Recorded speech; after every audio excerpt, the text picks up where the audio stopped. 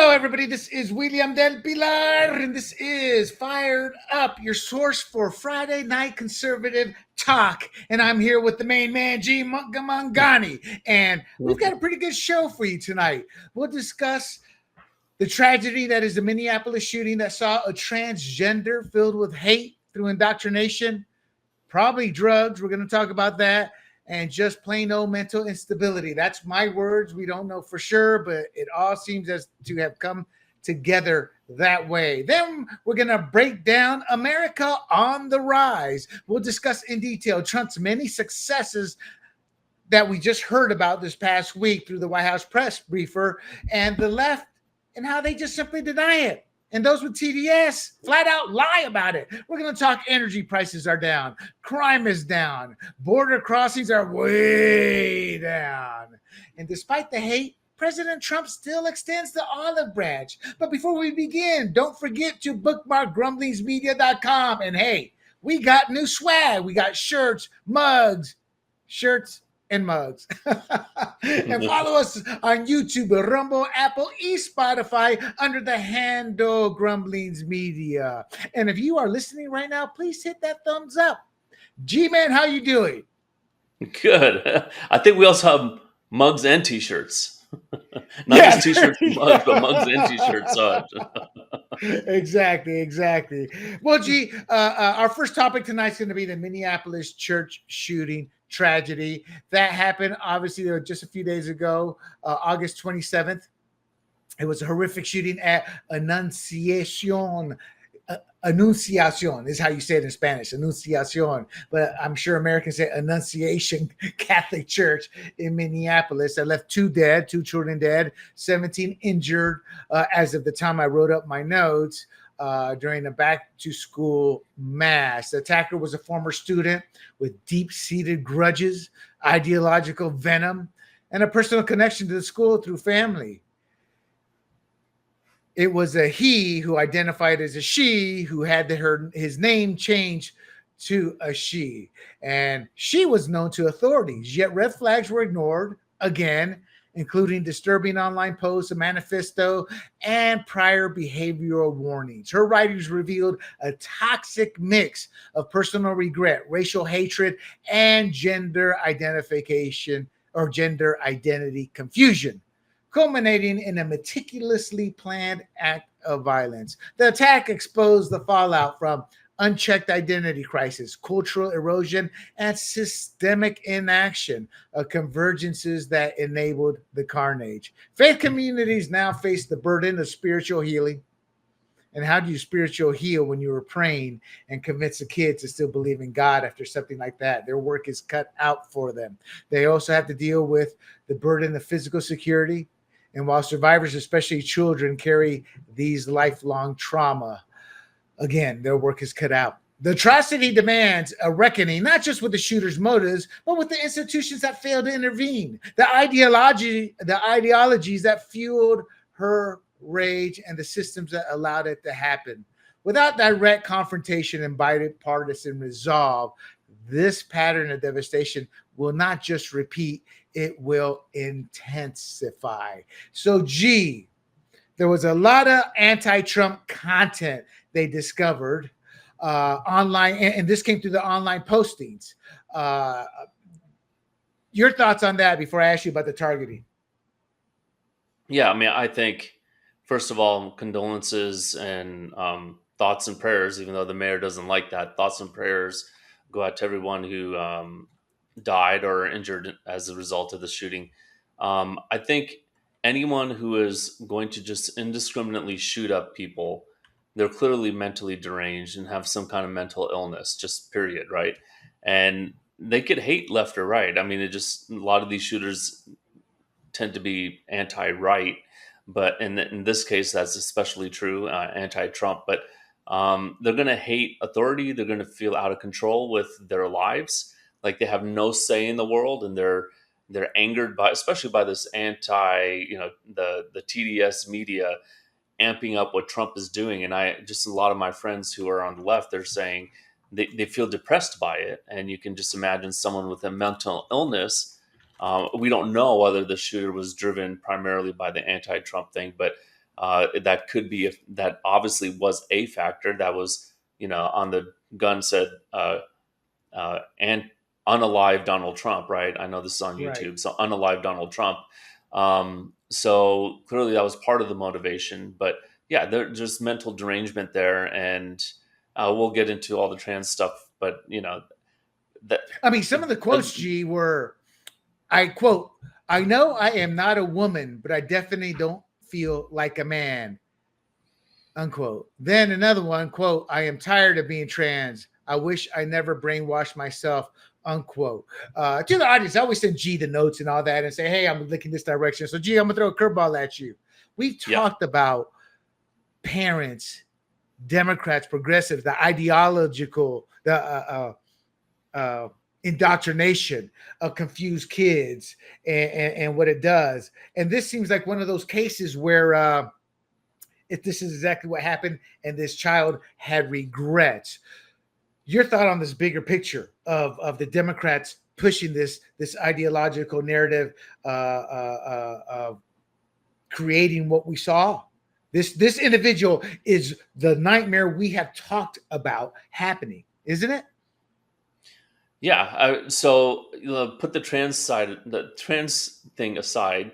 There are plenty of shooters who are not trans, and they're mentally deranged based on, like I just said, the media fueling this narrative and people feeling out of control. So now you add in someone who is confused about their gender identity and just they don't even have control over themselves, right? They feel out of control with who they are, so they're going to lash out at people. So I think the primary motivation of this is this shooter attacked people that, or at least a organization that they knew, maybe people that they knew within that organization, that church, and maybe lashing back at, maybe someone made fun of him, her, or maybe, she perceived being made fun of by certain people. Who knows? We don't know the facts yet, but clearly mentally unstable, and it's sad. It's very sad. Right. So we're going to talk about it a little bit later, but you're right. Most of these shooters are young, white, suburban kids, males. I'm not going to deny that, but every culture, every religion has had their share of shooters like this. But the reason I brought up the ones that make it into the media, the media. That's true. And for the audience, real quick, on a side note, you'll be shocked how many criminals and thugs out there are deemed white. And you look at them and go, that's a brother. Or that's a Latino. Damn, that's a white-looking Asian. It's madness out there. The hate towards Anglos. But the reason I brought up the transgender, we'll talk about it here in a little bit, is the fact that like 6 out of 7 or 5 out of the last 7 mass shootings have been transgenders. This is not normal. Something is happening. So, G, once again, we have another easy target. Purposely targeting an easy target in the church. And this aligns with responses from most shooters from Aurora. Remember the Batman movie and the Aurora shooter? Well, why'd you do it? No guns zone. It was a no guns allowed zone. This aligns with most of what these shooters say. Yeah, there were no guns there, so I knew I could take out as many as possible. Your thoughts on that? Yeah, so a friend of mine posted on Facebook just yesterday, I think it was, and I don't recall where it was, but he said that there was a shooting 2 weeks ago. You never heard about it. You didn't hear about it because someone was shot, but the shooter was quickly killed by someone who actually had a firearm. So that was a hard target. Whether the shooter knew it was a soft or hard target or not, that I'm sure didn't know that there was a gun there, but clearly they're targeting soft targets, right? So you're going to go after schools, churches, shopping centers, different places like that, because you don't want anyone firing back until you can accomplish your goal. Right. I think it's typical. We have seen 2 nations outright say, I can't remember, I saw in an interview just last week that they were talking to a Russian bigwig. This was some years back, and they said, every country has contingency plans for being invaded or invading your enemy through mock war games. And every scenario that the Soviet Union had in invading the U.S. resulted in failure. And when asked why, he goes, because every individual has a weapon. You invade America. You're not fighting their army. You're fighting every single America. And history books have shown the Japanese were like, it's suicide. It's like, we have our kamikaze pilots, but it's sheer suicide. You have a better chance living through a kamikaze pilot attack than you do invading America. I'm being facetious here, but you get my point. And guns are part of our fabric. They're never going to go away. And when you have a gun-free zone, all you're doing is inviting the psychopath to actually go into that zone. And to make it worse, G, criminals will always find a way to get a gun. It really is that simple, don't you think? Yeah. So there are more guns than people in this country, as the mayor of I forget his name, Minneapolis. I don't know if they have a script. When there's a shooting, you must mention we must have gun control immediately. But yeah, we do have more guns than people, and he said that, and that's true. So there's no way you can confiscate all of them. You can pay whatever you want for those guns, but you're not going to confiscate all of them, and most people are not going to turn them in. So you just have to live with it. I mean, it's delusional to think you're gonna collect 350 million guns. That's delusional. Exactly. There's not enough buyback programs. Gee, there were red flags. There were clear red flags. Westman was known to authorities because of the documented obsession with previous mass shooters. She was flagged online with the online writing. She had a manifesto. It was deranged fascination is a term I heard. Law enforcement had reviewed her digital footprint. So look, and then, all this was known. And what happens? The mental health experts, the lefts come and sit there and say, if you sit there and talk about mentally ill, you're deflecting moral accountability. They're shielding our society from protecting us from these types of individuals. Now, here's a kicker that most people don't understand. I see their point. This is a drastic step. If nobody's done something and you go there and accuse them, and yet they've done nothing, we're kind of infringing on their rights. So I don't think there's an answer, but you give it a shot. How do we prevent this when we see warning signs, yet want to allow them to have their rights still? I mean, anyone like the movie Minority Report? I mean, I'm watching the movie. You're sitting there going, okay, so Tom Cruise is arresting this guy for something he's thinking about. Oh, yeah. Right. And I think they could see the future, actually. Right. So they know that he's going to commit this. So that's different. But can you arrest someone and charge them for thinking about a crime and just think about whatever crime that is? And I'm sure most of us, I mean, I'll tell you, I've looked at, when I was a kid, I looked at 7-Eleven, saw the beef jerky and said, man, I wish I could just take that. I just don't have the money right now. So there's a thought of a crime. So should I have been thrown in juvie for that? I didn't steal the beef jerky. So no. And I think the one thing you can do is say, okay, take reports of an individual seriously, right? If someone's reporting them, and just say, do you need mental health? And try to offer them these psychological screenings and all that. But in the end, if they haven't shot anyone or they haven't tried to, then they're not a shooter until they are. So that's the problem. Exactly. It's tough. But what I will push back against is Democrats and these faux experts. I'm wrong. They're actual legitimate experts, but they've taken a side. And they give a bias and they defend this person and they don't care about the dead. I'm sick and tired of the left using the dead, because what do? Gee, they pivot to Rahm Emanuel's favorite belief. I think it was Rahm Emanuel.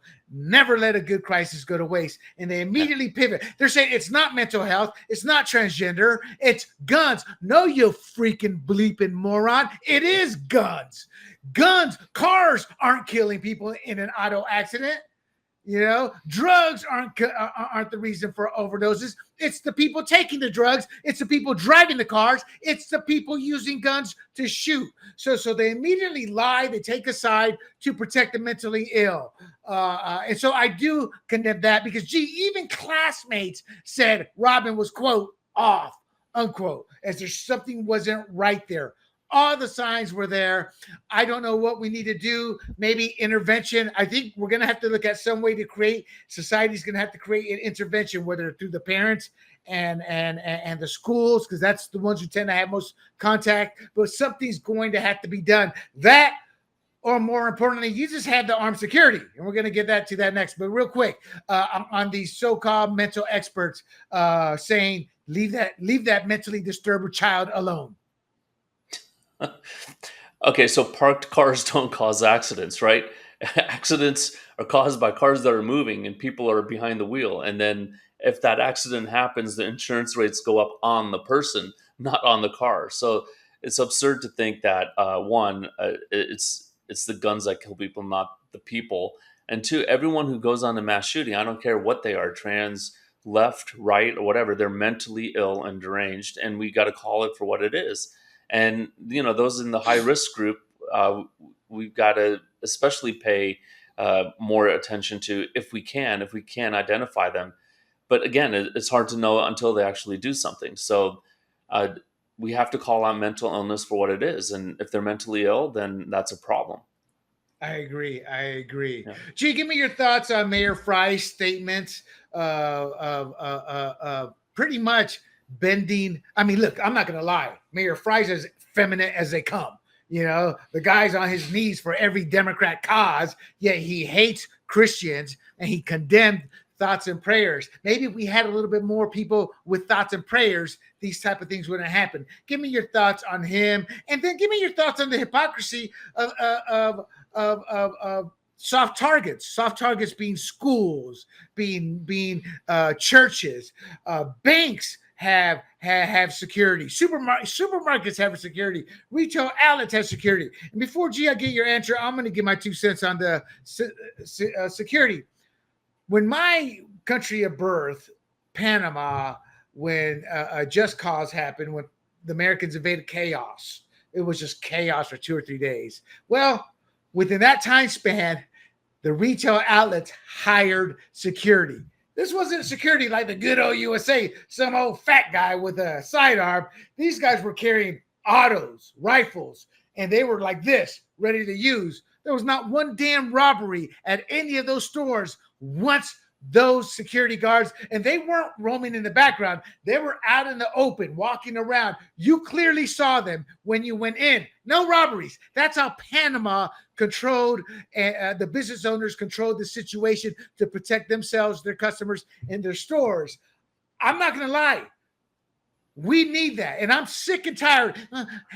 What are you going to tell a child? He's there to protect you, son. He's your friend. That's what I'm going to tell a child, CG, I get on these rants. Your thoughts. Bring the calmness to the show. I Googled donut shop robberies, and I don't see any results. I kid. I love the police. It's a stereotype. But look, where the police are, criminals aren't going to go there and commit a robbery. They're going to go to a place where there's no one there to provide any response back that's deadly. So I think it's a good thing. So you were talking about churches, supermarkets, and all that. Private institutions, they have to provide their own security, right? So they can request the police to arrive or whatever, but they should just hire their security. Now, public schools, now this is a private school, but public schools would need some kind of political wherewithal response to provide, police visibility or whatnot. That would harden a target just with a police car in front of the school. Now, they might not be able to respond if the person's coming from the back or whatnot. They might not respond quickly enough, but I think that's a great thing. And that doesn't mean the cop with the gun has to be on campus. They can just be right in the parking lot. And that might be enough to deter a lot of these shooters. Again, but going back to the private, well, that's up to them. I mean, I hope the government's not going to stop them from protecting themselves. And I know of a church, they did have, and he was plainclothes security guy, but he was strapping every time he came to church, and it wasn't because he wanted to respond to anything if there was ever an incident. Right. All right, G, talk to me about the mainstream media bias. You've seen it, watching it, CNN. All of them are clearly downplaying the mental instability of this child. The fact we're going to talk about here in a moment of all the drugs he was likely on. The fact he's just a nut job, But here's one that really got me, and that was an ABC News. Aaron Katursky reported that the shooter's rifle had Trump inscribed on it. And then he went on to the next topic. What he was trying to imply, people, is that it was a Trump supporter. It didn't say that. It said something more like hate Trump. It had a lot of vile writings just on the rifle alone. But your overall take on, once again, the mainstream media failing to do its job. And secondly, the mother's not cooperating. To the audience, this may shock you, but this is where the libertarian in me comes out. When the cops come up to you in a scenario like this, get a lawyer. You cannot trust the cops. They are not there to help you. You may want to help, but they will twist everything because their job is to find somebody to blame them. If not, eventually the pressure goes on to the cops. Why aren't you doing your jobs? And that's human nature. So I don't fault the mother for lawyering up, but I hope she eventually comes forward to help figure this out. Your thoughts on those two topics?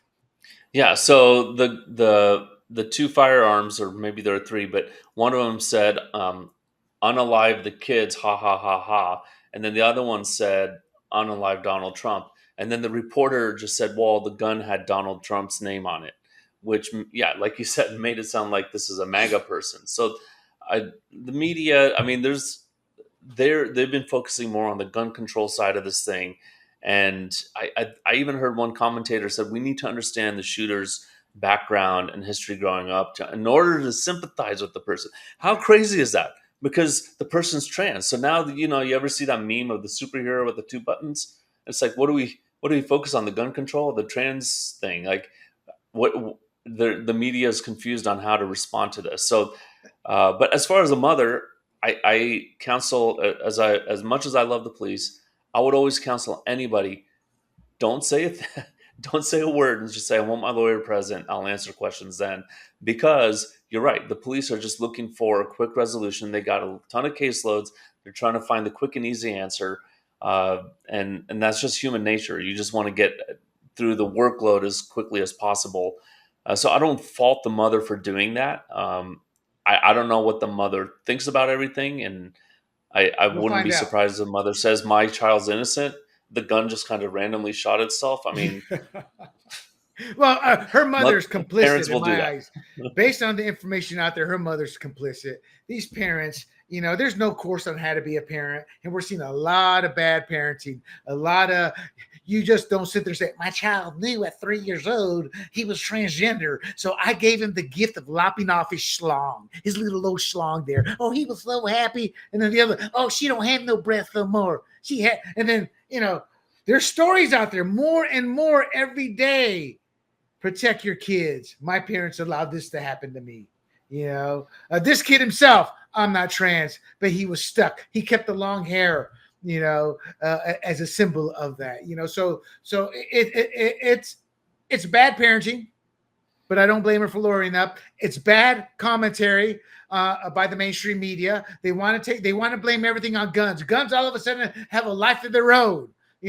Remember those movies from the 50s, the brain or the hand comes alive? You never saw one on the gun shooting itself. It's stupid, it's ludicrous, but it's typical leftism. And it's why the mainstream media's numbers keep getting worse. All right, G. RFK Jr., HHS secretary, he's launching a federal investigation whether these SSRIs, these transition-related drugs, or psychiatric medications contributing to this violence. A quick story. I suffer from cluster headaches, and I remember getting drugs. And one day I'm on all fours in pain, and I'm depressed.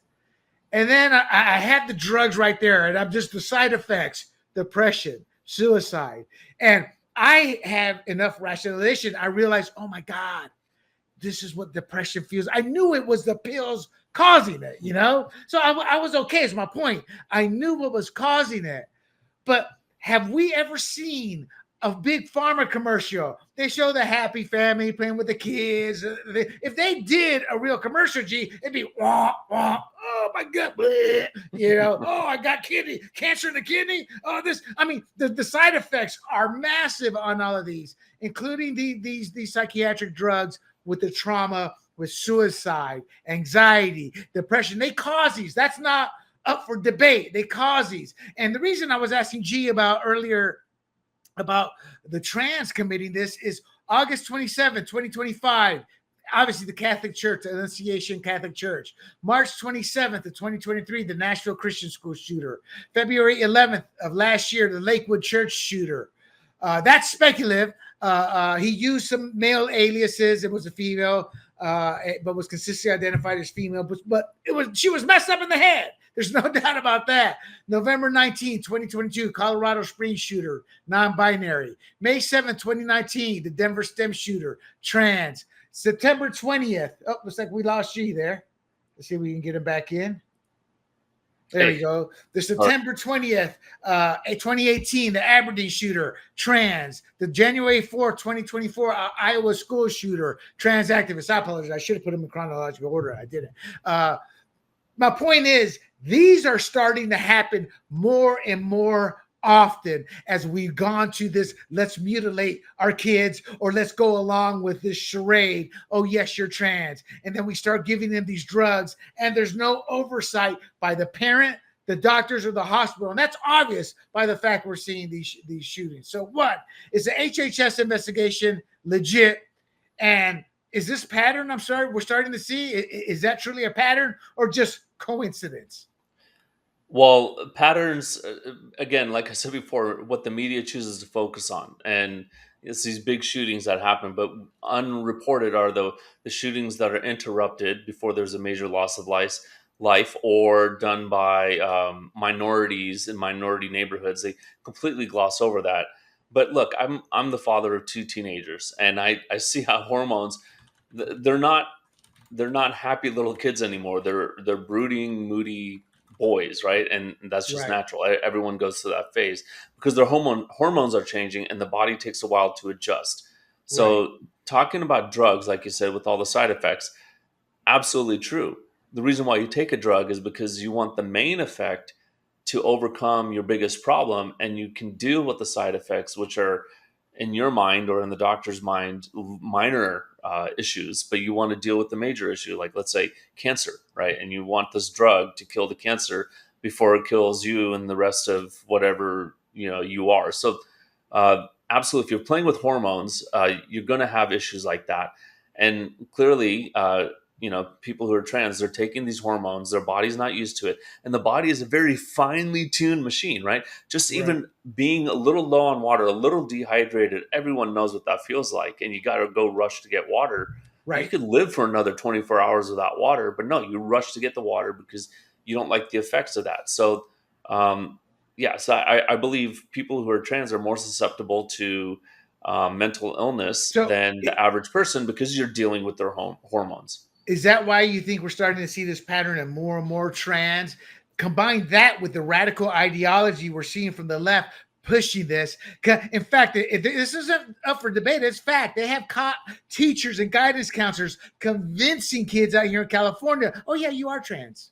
Even the gay community is angry because they're saying the kid's gay. He's not trans. There's a difference. So that T in LGBT has usurped everything, every letter before it. So is it radical ideology combined with that? And to me, it's obvious. I'm like, we can see these side effects. We're looking at a society that uplifts the mentally ill as equals, and there's no checks in place for those who do transition. And we both know a transgender individual from our San Diego politics. And I traveled with this individual, and this individual has transitioned from a he to a she. And you know me, G, I have no shame. I asked 10 zillion questions, and I'm not going to reveal what this individual said because it was, one-on-one. But she did confirm the hormones are up and down, and how you're messed up in the head, how you really don't know who you are. You're trying to find yourself. And this individual said, that's not a one-time issue. It's not like a phase. It's your whole life, because a true person who is born, say, with female parts and you're male, or vice versa, you're dealing with a lot of hormonal. That's natural. But with these hormone drugs, it brings the same effects. Your thoughts before we move on to the community impact. Yeah, I mean, I will say that in talking to some of my gay and lesbian friends, they just say that they believe they were born this way, right? And so they say that their feelings, their thoughts towards their same gender has been there since birth. Transgender saying I was born the wrong way, so the way they were born is not correct, right? So Right. there's a conflict in thinking there, and so yeah, obviously the people on the gay and lesbian side, it doesn't help their cause for people to say, well, I was born the wrong way and I need to correct the way I was born, because that goes against the way that they're thinking. But absolutely, I think when you go through the hormone therapy, it does mess with your brain, and you'll be up and down. I mean, I Right. know even women going through menopause, their hormonal changes. There are issues with. I'm not saying they're mentally ill. I'm saying that their mood swings are get greater and Oh, greater. gee, I'm saying they're mentally ill, but I'm not saying they're idiots. I'm not saying they're losers. I'm saying all this is creating a formula that gives us these shooters that are more and more. And again, we're not sitting here saying they're the only shooters, but this is one segment. If we did a better job as a society overall, we would not be seeing happening. Real quick, G, we're going to talk about it in the next segment. But so I'm going to let the audience know that, of course, Minneapolis says crime is down. And it's not a whistleblower with direct knowledge of the internal operations of the MPD, not the Metropolitan Police Department in Washington, D.C. That's the next segment. The Minnesota Police Department operations, that police supervisors routinely downgrade charges to artificially lower crime stats, overriding patrol officers' reports to mislead the public and federal oversight bodies. What does this have to do with trans? They're saying, oh, we're a great society. This is an outlier. No, crime is rampant as well. And this is part of that. And I do know a law enforcement officer who I trained with for 10 years. He was my martial arts instructor. And he told me this is common. This isn't just urban. It's everywhere. Why? Because once you get into the political corporate ladder of law enforcement, it's no different than anywhere else. You want to climb up and be able to say, my numbers are down. My numbers are down. Promote me, promote me. So he says that that's a common tactic. G, real quick, concisely, give me your thoughts on that before we close this segment out. Yeah, I mean, there's that aspect of it, but like I said earlier, people don't want more workload, right? So if you go into a situation and you see someone beat up another person, even if it's badly, they'll turn to the person who got beat up and say, do you want to press charges? I mean, for this incident, I mean, then it's dependent on the person, and there might be, I don't know, I don't have any evidence that persuasion of this is not really worth it, not worth our time, your time, whatnot. So there's that aspect of it as well. Right. Okay, people, I think we've kind of beaten this down. We've made our points. Let us know in the comments, I guess, what you think. Are G and I wrong? I mean, do you guys agree with us? Let us know. But at the end of the day, the Minnesota church shooting tragedy wasn't just horrific. It was preventable. But instead of confronting the ideology, the mental instability, the institutional failures, Democrats mock prayer. They deflect blame, and they pivot straight to gun control. It's always about gun control. Their rhetoric fuels chaos. Their policies shield it. And when the blood spills, they exploit it. They won't fix the system. They won't protect the kids. They'll just disarm the people who could and can. So until we stop coddling dysfunction and start demanding truth, this cycle won't break. We're past escalation. It's already here. And it's only going to grow worse. Unless we rise above the rhetoric to say no more, or as us Latinos say, no más, the bloodshed won't stop. It'll just be rebranded, excused, and repeated. America today, safer, more productive, and on the rise. Wait a minute. Before you move on, I need to see the t-shirt. Oh, yeah. There you go. Thank you, G-Man. So we've got some swag, people. You use some Spanish, so I got to see the Spanish t-shirt. Oh, we're going with the mug first. We got the big mug here. This is a big Oh. mug. You know, being an ex-sailor, I was telling my partner, Big John, I said, yeah, this mug compared to my little one is like a porn star compared to the little micro guy. You know, get your big one, people. Yeah. So you can sit there in the right-hand corner. We have our QR code, as well as there you can click. You can I guess caption, take a picture of that and head on over to grumblingsmedia.com and check out our store. It'll take the code will actually take you straight to the store. And help support our all volunteer cause. All right, G, let's talk about America on the rise. Our streets are becoming safer, energy costs are plummeting, and borders are tightening. And that's a direct response to decades of unchecked threats from gangs, fentanyl, and economic instability. Why? Because of Trump. Federal intervention, they're delivering rapid results. Even Democrat leaders, Muriel Bowser, are praising the impact. Yet critics like Governor Newsom, Governor Pritzker, who just use us Latinos and blacks and their policies, I challenge you to show me where they've helped us. They do nothing but fuel hate governance, exposing a deeper divide over law enforcement and national priorities. And these developments do show high stakes. Unchecked crime and porous borders, what's that do? It threatens to unravel and destroy communities. See Springfield, Ohio. See any urban center, New York City, Boston, LA, San Fran. Proven strategies are actually facing resistance from leaders who prioritize ideology over safety and rhetoric over results. The question isn't whether these policies work, it's whether political opposition will stall progress and leave families, leave you, G's family, my family, at peril. G, it's obvious on energy that fossil fuels remain the answer to lowering energy costs. So how can we combine the push toward green while maintaining fossil fuels to keep costs down? California is a great example.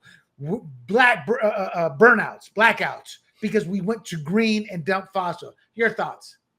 Yeah, I mean, obviously the easiest solution is to get rid of subsidies. You do subsidies because the economic forces aren't making sense. If you want to get a solar panel, you got to make sure it's cheap enough for you to have an ROI.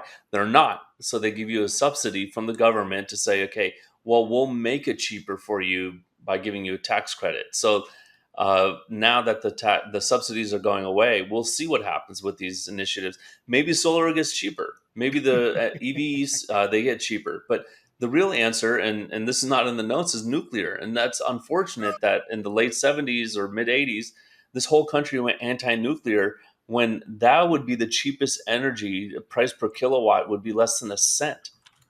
It's absurd we don't go that route. All of France is that way. Many places in Europe are that way. But yet the United States, we're still on fossil fuels and we're pushing solar panels, which are, I think that's per kilowatt is the most expensive, at least in the original setup. So, G, talk to me about jobs. Here's what people don't talk about.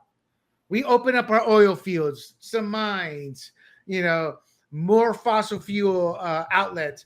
That's created 12,000 jobs, hasn't it? Yeah. Yeah, I mean, that's just since June, right? So I think most of the growth has been concentrated in Texas, North Dakota, and Alaska. I wonder what we have in all three of those states. It's a lot of oil. Go. So I think it's important to revive this. Look, there's a jobs recession, and it's been here since Biden's time. So we're going to see it, I think, in the next jobs report, and they're going to blame it squarely on Trump. But what's happening is he's firing a lot of federal workers, but the private sector is starting to pick up a lot of those. Whereas during Biden's time, it was the government jobs that are going up and the private jobs are going down. So we're going to have a little bit of a jobs recession, but I think doing it in energy is the right place to grow for sure. Real quick, G brought up nuclear energy. An offshoot of nuclear energy is thorium energy. And we have 3 to 4 times more abundance of thorium. The reactors are considerably much more safer, lower pressures, reduce waste, lower weaponization risk, and it's more efficient. I won't get into how it works, but when people talk nuclear, to me, that is the future. Now, why haven't you heard about thorium energy? talk to the Democrats, and yes, the Republicans too. But you know who has heard about thorium energy? China.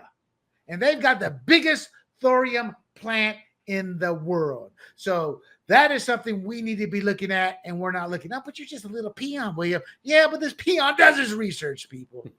Gee, talk to me about crime and federal crackdown. So when law and order is enforced, crime goes down.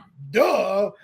Anecdotal evidence, even back to the stop and frisk New York City time frame. When given the chance, the residents of those actual neighborhoods were like, we love Giuliani. We love the little guy. What was the little guy's name after Giuliani? Bloomberg. We love Bloomberg. They love the stop and frisk. Who didn't like it? The rhinos, the Democrats, the libertarians, all in their suburbs, away from the crime. They've been talking to residents in D.C., and they're like, I love Donald Trump. People can sit and say, well, you're racist for talking like that. What are you talking about? I talk like that after a few beers. But my point is you talk to the people there, we want law and order. I come from a country that did not have law and order with two dictators. I understand the importance of law and order. So the results of DC speak for themselves, G. Polls are now starting to show those results are wanted. And even Mayor Muriel Bowser sees the truth. I want your thoughts on Bowser. Look, she's earned not being made fun of because she's doing the right thing, right? She's going to give credit where credit is due, and that's due to Trump. Trump going in there and saying we got to be tough on crime and deal with the issue and bring in the National Guard, despite the rest of her party saying, don't say that. We've got to be all anti-Trump. We all got to be TDS. Okay, G. Talk to me about that. Catcher was like, yeah, we appreciate he's doing a good job. And you said it nicely. She was attacked by her own party. It was like, bleep, get back in your lane. Right. This is how you need to speak. And that's his and Big John has told me don't talk like this. And I haven't for well over a year and a half. But this is what I call the plantation mentality. You can't leave the Democrat plantation mentality of staying on message. She wants to acknowledge the truth. She wants to create bipartisan, or her words are doing it, and the Democrats attack her. Yeah, so it goes back to what Tulsi Gabbard, when she first went into Congress, she said she went to the Capitol and they said, this is how we're going to do things, and this is how you act, right? When we say this is what we want to support, you support it. And like you said, it's the plantation mentality. The junior congressmen and women have to do what the upper level ones do. That goes all the way down the Democratic chain. So thank God for her to stand up and say, no, what Trump did was right for my city, my people. If she's more about her people and not her position, then she's going to give credit where credit is due. Right. And this is credit is due here. I mean, what was the thing that J.D. Vance said, that there was a murder in D.C. every other day for 30 years. And just in the last 2 weeks, that would have saved 7 people's lives. Yep. Just by Trump taking action. Gee, what about your thoughts on the fact that it's now coming out? I said it before. I know somebody in law enforcement, retired now. He says it's not just the urban centers, but they're the worst of the law. But they're always fudging the numbers. And it seems to be blatant in these urban centers. A quick comment before we move on to the border. Right. So think about what a policeman's job is, right? It's to lower crime. So how do you know you're doing your job if crime is getting lowered? So they have a built-in incentive to report things that are favorable, that they're doing their job correctly. And we've said this a couple times during the show, but that goes up to the chief, who might have aspirations to say, hey, look, I want to climb the ladders. Look what I've done in my city. So they're going to downplay everything, right? A shooting is a shooting. Hey, if it's a man and a woman, then it's not a murder. It's just domestic violence. I don't know how they do that, but I can just see that happening. It's sad. It's a sad state of affairs. And let me add one more caveat. In a domestic abuse scenario, okay, they want you to fudge the numbers or they won't prosecute. So what will happen? Somebody will call in. The cops won't even go for 2 reasons. They know that wife will turn on them when they actually arrest the husband, and 2, their superior can say, let it go. So, and the reason they don't bother with it anymore is they say domestic abuse scenarios are some of the worst for a law enforcement officer to get in the middle, because it's nothing but pure emotional hatred, anger, whatever you want to call it in that situation. It's like that's when they become donut men. All right, G. Illegal border crossings fell 43% from June 30th to August 1st. That caught my eye. The real quick review, May 2025. 8,800 illegal aliens encountered, which was a 93% decrease from 2024. 7,200 illegal entries, a 95% drop in March of 2025 from March of 2024. July last month broke that record again with only 4,600 Southwest border apprehensions. Trump was right. We didn't need new laws. We just needed a new precedent. We're seeing record lows, but critics are still earning their airtime, condemning it. How can conservatives and the 80% that agree with us, how can we convince the country to use this to help with the midterms? Well, I think that it should speak for itself, and they should run ads on it and saying, "Look, we're enforcing the laws." And I think any reasonable thinking American will say, "Look, if the law's on the book, then you need to enforce it. If you don't want that to be enforced, then change the law." So that's what they need to run on. This is the law. This is what we're enforcing. And I don't think there's going to be any. I mean, okay, so even the ones who hate Trump, I don't think they're going to say, "Well, let's change the law to let anyone come in at any time." Most of my reasonable thinking Democrat friends, they say, "Well, we need to have better policies for the illegal immigrants that come through," or they say undocumented workers. But they still believe that we need them. But they won't say we need MS-13. They'll say, "Well, we need the good, hardworking," and this is not me saying it, housekeepers and tomato pickers. We need those because they're the ones who, yeah. And we've talked about in previous shows, but it's obviously a plantation owner thinking. But if you're thinking that way, it's just wrong. But even the reasonable ones will say, "Look, we need to keep the law that everyone can't just come in, but we need to open it up a lot more." All right, let's jump down to investment surge and economic momentum. Trump has publicly cited 10 trillion in new investment. What we can actually document is 5 trillion. This isn't billion. 5 trillion includes a 2.1 trillion in corporate investment and 3 trillion in foreign commitments from Japan, Saudi Arabia, United Arab Emirates, the UK, every country. Apple 600 billion, Nvidia 500 billion, Micron 200 billion, Amazon 34 billion. Question again, and I think I know the answer, but are we going to get jobs fast enough to help us use this for the 2026? And if because we're talking building factories, outlays, all of that, how do we use this? Same way, lots of advertising. Yeah, I obviously you have to run commercials on it, but yeah, they need to get that up and running. And I'm sure the Trump administration's clearing all the regulations. But what's happening is, just think Toyota.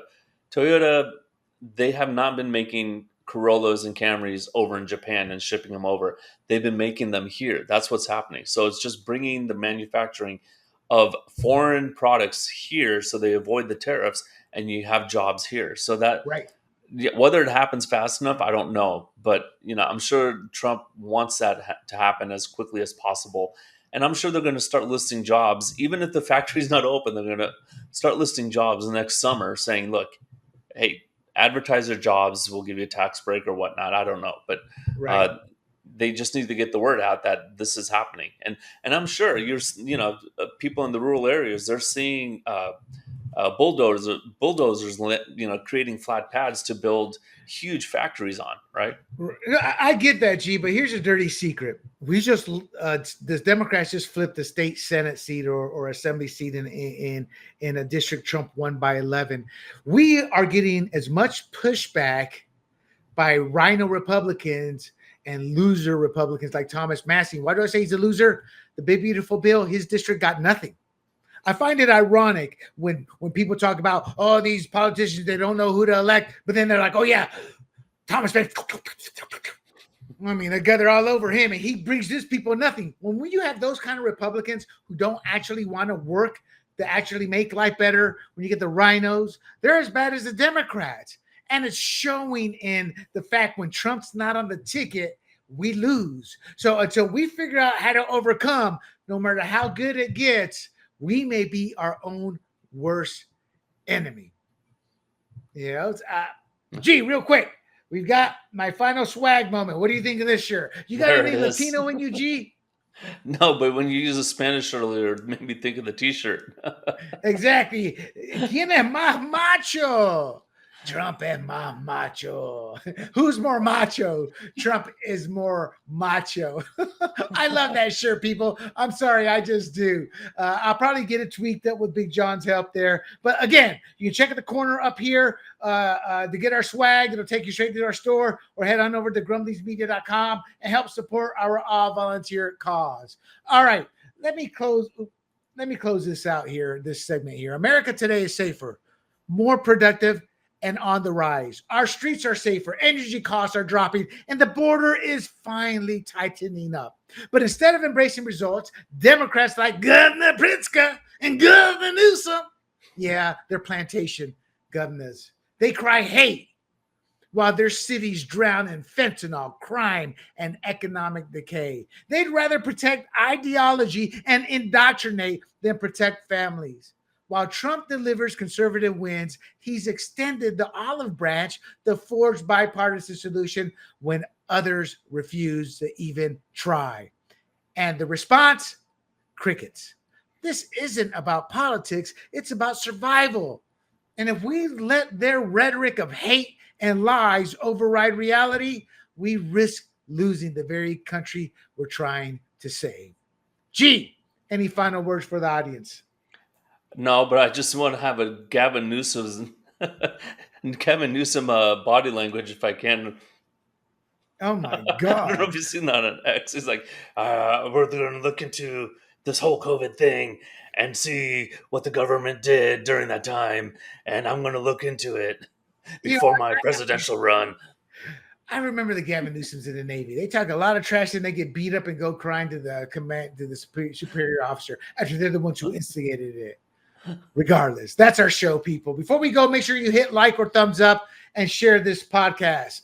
Then bookmark grumblingsmedia.com. Check out our swag over there. We have t-shirts and mugs. And follow us on YouTube, Rumble, Apple, and Spotify under the profile handle Grumblings Media. Until next week, I am William del Pilar for Jee Manghani, the G-Man, and Fired Up. Stay safe, and we are out. Hey everybody, this is Big John from Grumblings Media, and I just want to say thank you for watching our content. If you want to support our efforts here at Grumblings Media, just smash the subscribe button right here, totally free, or just go ahead and consume more of our great content. Click either one of these two boxes.